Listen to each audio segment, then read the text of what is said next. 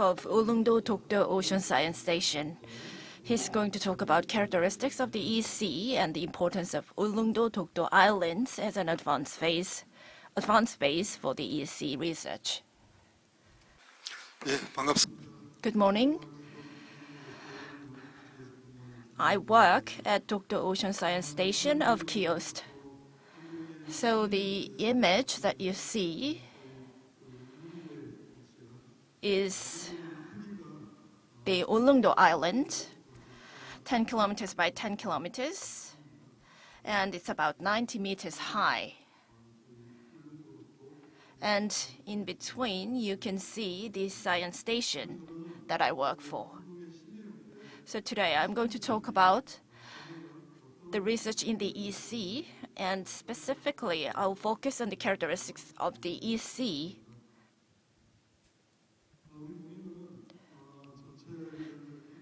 This is the total area. I already mentioned this. It's 1 million square kilometers, and it's international waters under the jurisdiction of different nations. So in order to get the full picture of these islands, we have to understand the relationships of different nations. And one presenter mentioned that the depth of the EC is 2,950 meters, but that covers only, well, if we are talking about the jurisdiction, well, Korea, well, if you think about Korea's jurisdiction, well, the depth, maximum depth is about 4,000 meters, which is quite deep. And 90% of the island is deeper than 200 meters, and we have to pay attention to this fact. What that means is, well, the temperature is almost 1 degree Celsius, which is quite cold. So it's like it's surrounded by a refrigerator. It's a very cold condition. And the average depth is about 1,700 meters. And this is where the East Sea is located in the global map. Well, this has actually not been updated. But if you look at the different colors, the cold and warm currents cross around the East Sea. So regarding other seas, including the Mediterranean, you can see that the East Sea is where the crossing of cold and warm currents happen. And it is located in the front of the ecosystem. And this is a factor that affects the changing environment of the Korean Peninsula. Like I said before, in the southern part of the EC, we can see the warm currents, and from the north, we see the cold currents. And around these currents, you can see Ulleungdo and Dokdo. And due to climate change, from the southern part of the EC, you can see that the currents are moving northwards, and the fronts are shifting towards the north in summer and winter. On the right-hand side, you can see the image. This is the surface and deep sea movement. So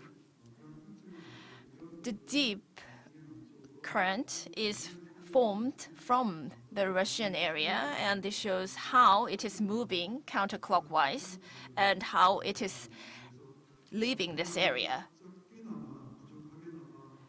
So up until now, while we did have lots of research outcomes regarding Ulleungdo and Dokdo, but I believe that we can do further and have more sufficient data regarding Ulleungdo and Dokdo.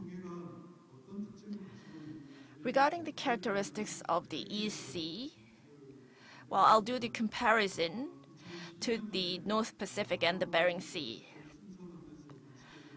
I boarded the Araon myself, and this is the data that shows the oxygen level, the sea temperature. And you can see that the DO level is quite noticeable for the EC. And you can see the unique structure of Dokdo's, of the Eastern Sea's deep water, and also you can see that there are different types. So unlike the North Pacific and the Bering Sea, you can see that the EC has very unique characteristics, and the circulation happens in 50 years. So the EC is called the miniature ocean. The EC has lots of fluctuations in terms of time and space. So the image from the left-hand side shows the northern part of the surface water. And as you can see in the middle, around Ulleungdo and Dokdo, in terms of time and space, you can see the movement is quite active. And due to this very fact that it is very active, we have the cycle of about 50 days when it comes to the large fluctuations. And of course, we have shorter cycles like 3 to 4 days. But we are considering these large fluctuations of about 50 days. And with this 2-month data, we believe that we understand we have to have more precise observation of its movement. And this is the buoy case. And this shows the different distribution for 2013 and 2014. And you can tell from these pictures that the fluctuations and the flows differ every 40 or 50 days, and that affects temperatures and salinity. And in the case of 2013, you can see that the structure is very complicated, whereas the structure for 2014, you can see consistent flow for the seawater. So, like I said, the EC has very large fluctuations annually. In order to understand the EC better, we need concentrated observations, and we should be able to understand the complicated fluctuations with different platforms. And on the basis of these large fluctuations lies these eddies, cold and warm Ulleung eddies. So there are different types of eddies around the EC, and these lead to the fluctuations. Another thing about the EC, what we need to pay attention to, is in the North Pacific, the sea temperature is increasing drastically. And according to the survey, around the Ulleungdo area, you can see that the sea level rise is significant. And this is the data of the surface water. And it looked at how many days or how much time it maintained the level of 20 degrees Celsius. And we used to have 70 days in the past, but recently it's about 140 days. And as of now, it's about 22.7 degrees Celsius. And even in October and November, we can see that the sea temperature is rather high. And it shows the most dramatic increase in the level of sea temperature compared to other North Pacific areas. And this is the comparison between the past and the present, pictures taken from Dokdo. And what's noticeable is that the sea level rose between the two periods. If it's in the West Sea, we can say that this is a tidal current, but the tidal difference in Dokdo is less than 10 centimeters. So that doesn't really explain the two different pictures. And what these pictures basically show is that the sea level rose between the two periods. And with the rising sea temperature, well, this is when Typhoon Maisak hit Ulleungdo. About 50 ton. This structure, and you can see that the bank was damaged due to the typhoon. And with the increasing SST, and also we are seeing the increasing frequency of typhoons, we are seeing more and more natural disasters in this area. And in the EC and around the Dokdo area, we see lots of squid catches. And this shows the figures for squid catches compared to the past years. And of course, there can be different factors that we need to consider, but the biggest reason why this was decreased is because the fishing grounds for squid are changing. Normally,